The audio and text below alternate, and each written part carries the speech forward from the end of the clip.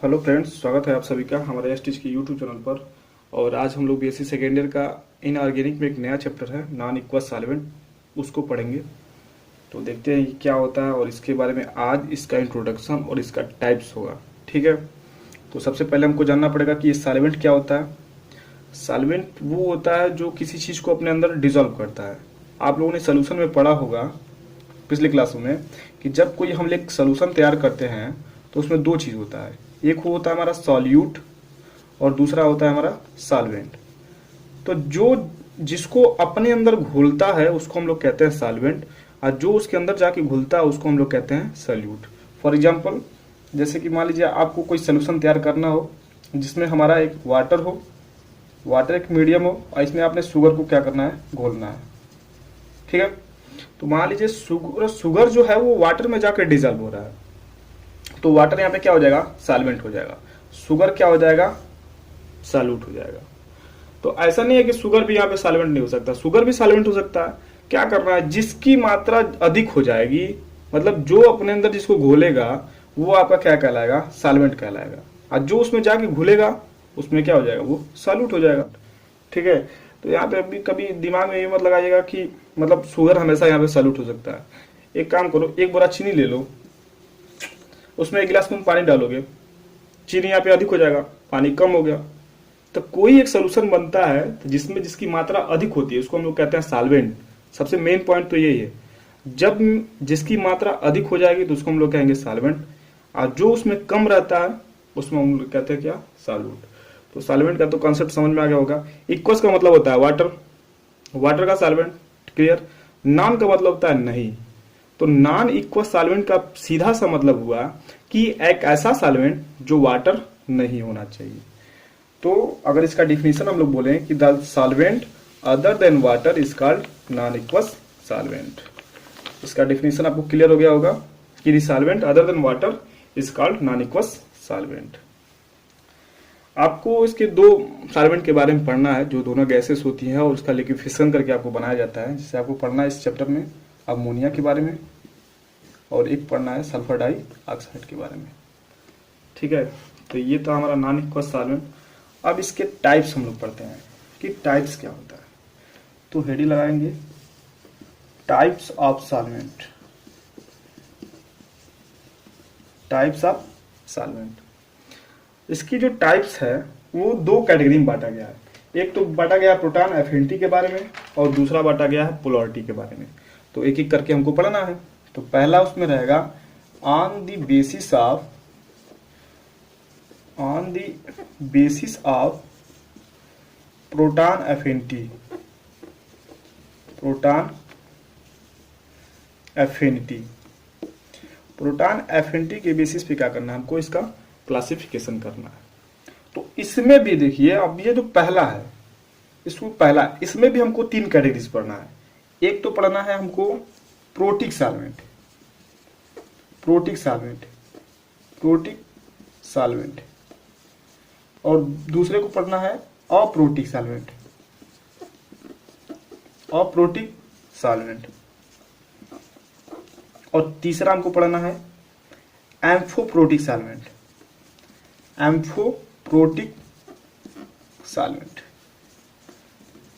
ठीक है, तो देखिए तीन प्रकार के सॉल्वेंट हैं। एक हमारा आता है प्रोटिक सॉल्वेंट, एक होता है अप्रोटिक सॉल्वेंट, और एक होता है एम्फोप्रोटिक सॉल्वेंट। अब देखिए ये जो प्रोटिक सॉल्वेंट है, इसमें भी इस प्रोटिक सॉल्वेंट को दो कैटेगरी में बांटा गया है। एक को कहा गया कि प्रोटोजेनिक और दूसरे को बोला गया प्रोटोफिलिक। तो इसमें भी दो कैटेगरी बांटा गया, किसमें, ये प्रोटिक सॉल्वेंट में। पहला क्या है, प्रोटोजेनिक, ध्यान दीजिएगा, पहला हमारा है प्रोटोजेनिक और दूसरा हमारा क्या है, प्रोटोफिलिक। अब भाई ये क्या हो गया, अभी तक तो तीन थे, अब एक के दो निकल गया आगे। तो प्रोटिक सॉल्वेंट को भी दो कैटेगरी में बांटा गया है, एक हमारा प्रोटोजेनिक और एक हमारा था प्रोटोफिलिक। तो प्रोटोजेनिक किसको कहेंगे, प्रोटोजेनिक उसको कहेंगे, ये जो प्रोटॉन होता है ना उसके एक्सेप्ट और डोनेट के बेसिस पे इनको क्या किया गया, क्लासिफाई किया गया है। तो protic solvent proton accept and donate के बेस पे दो प्रकार के होते हैं, एक होता है हमारा प्रोटोजेनिक और दूसरा होता है हमारा प्रोटोफिलिक। तो प्रोटोजेनिक किसको कहेंगे, ध्यान दीजिएगा, हम लोग सिर्फ इसके बारे में अभी डिस्कस कर रहे हैं प्रोटिक सॉल्वेंट में। प्रोटिक सॉल्वेंट को भी प्रोटॉन के बेसिस पे दो बराबर भागों में बांटा गया है, दो इक्वल में। एक होता है प्रोटोजेनिक और दूसरा होता है प्रोटोफिलिक। तो प्रोटोजेनिक किसको कहेंगे? जो प्रोटॉन को डोनेट कर दे उसको हम लोग बोलेंगे क्या? प्रोटोजेनिक। जैसे मान लीजिए H2SO4 हो गया, HCl हो गया, फिर HCN हो गया। ये सब क्या होते हैं? ये एसिड होते हैं और ये H+ अपना डोनेट कर सकते हैं, तो इनको हम लोग बोलेंगे प्रोटोजेनिक। प्रोटोफिलिक किसको बोलेंगे? जो प्रोटॉन को एक्सेप्ट कर सकता हो। जैसे मान लीजिए अमोनिया हो गया, ये NH3, फिर एल्काइल एमीन हो गया NH2, ये सब क्या कर सकते हैं? प्रोटॉन को एक्सेप्ट कर सकते हैं, तो इसलिए इसको बोलेंगे हम लोग प्रोटोफिलिक। क्लियर? तो ये पहला हमारा क्लियर हुआ अभी कि प्रोटिक सॉल्वेंट किसको कहेंगे। प्रोटिक सॉल्वेंट को भी दो रूपों में क्लासिफाई किया गया है प्रोटॉन के बेसिस पे, एक प्रोटोजेनिक और दूसरा प्रोटोफिलिक। प्रोटोजेनिक उसको कहेंगे जो प्रोटॉन को डोनेट कर दे, किसी को दे दे। तो जानते हो H2SO4 आराम से दे सकता है, अम्ल है। HCl भी दे सकता है, HCN भी दे सकता है, नाइट्रिक एसिड भी दे सकता है, HF भी दे सकता है। तो ये सब प्रोटोजेनिक होते हैं। प्रोटोफिलिक का मतलब दे एक्सेप्ट प्रोटॉन। या अमोनिया के पास लोन पैरा इलेक्ट्रॉन है, एक्सेप्ट करेगा।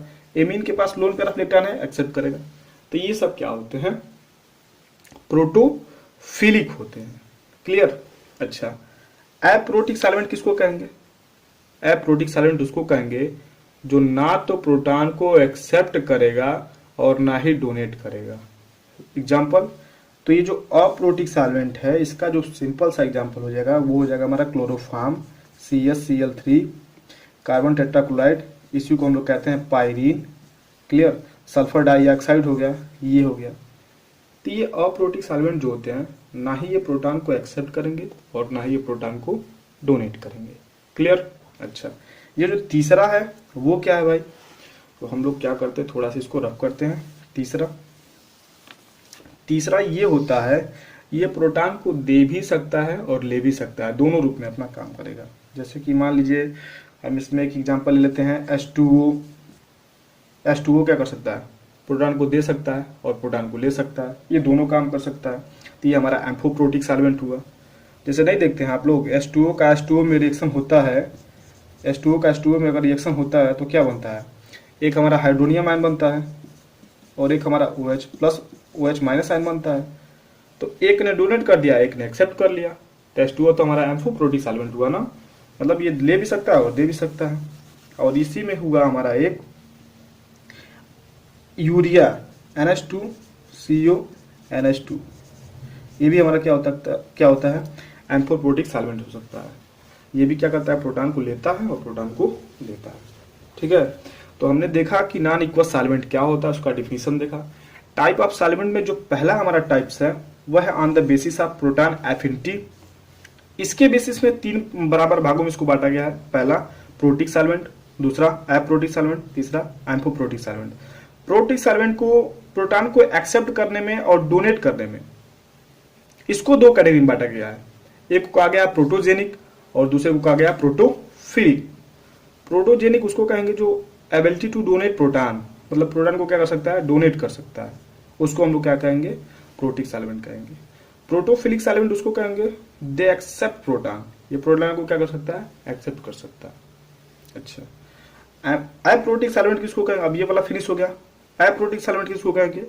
एप्रोटिक सॉल्वेंट उसको कहेंगे जो ना ही प्रोटॉन को एक्सेप्ट करेगा और ना ही प्रोटॉन को डोनेट करेगा। जैसे chloroform, CCl, carbon tetrachloride, CCl4, sulphur dioxide, ये तीनों जो होते हैं ये कहते हैं ना ही हमको प्रोटॉन चाहिए और ना ही हमको प्रोटॉन किसी को देना है।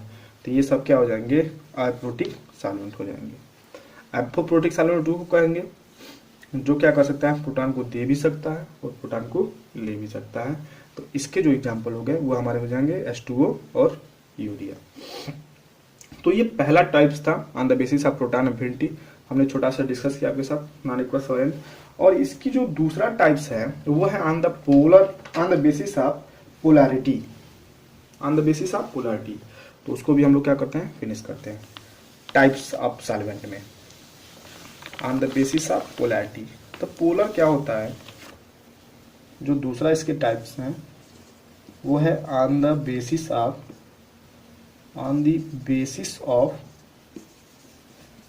Polarity. On the basis of polarity. तो क्या होता है, पोलैरिटी क्या होता है, देखिए अब पोलैरिटी को भी दो भागों में बांटा गया है। पहले को बोला गया है पोलर और दूसरे को बोला गया है नॉन पोलर। पहले को बोला गया पोलर और दूसरे को बोला गया है नॉन पोलर। अच्छा, पोलर किसको कहेंगे? पोलर का मतलब ये होता है कि ऐसा कोई भी कंपाउंड जिसके दो पोल हो, एक प्लस और एक माइनस, ठीक है, वो क्या कर सकते हैं, अपने ऊपर दो चार्ज ला सकते हैं, दो पोल ला सकते हैं।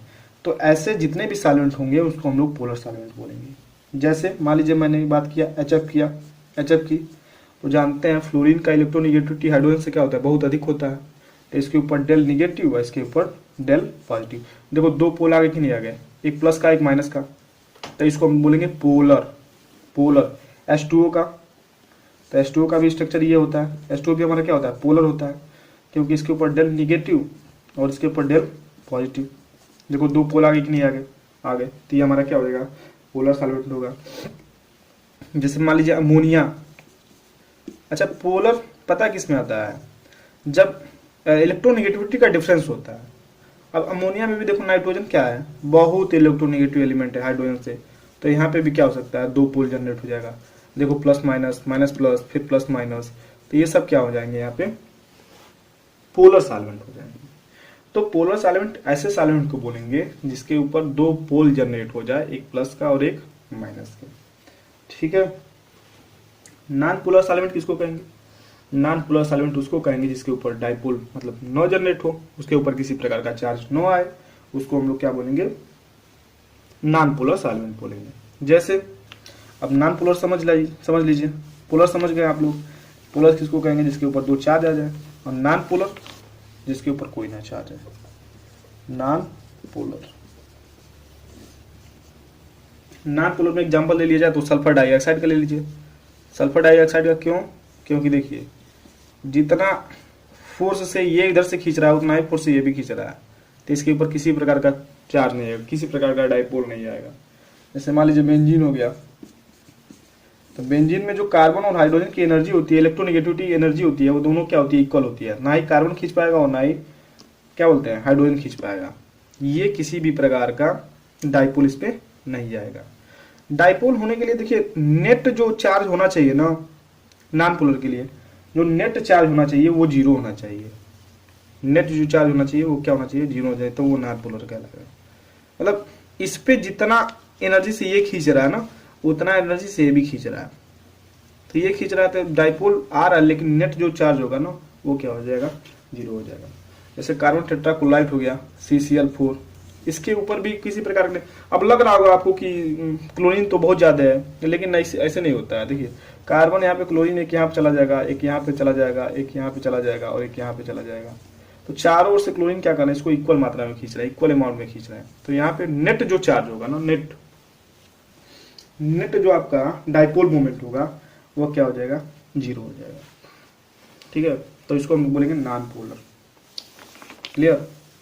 तो हमने देखा कि नॉन इक्वस सॉल्वेंट क्या होता है और उसके टाइप्स देखा कि ऑन द बेसिस ऑफ, पहला प्रोटॉन एफिनिटी और दूसरा हमने देखा on the basis of polarity. तो इस वीडियो में हमने आपके साथ डिस्कस किया नॉन इक्वस सॉल्वेंट और इसकी टाइप्स। तो दो टाइप्स थे, पहला प्रोटॉन एफिनिटी के बेसिस पे,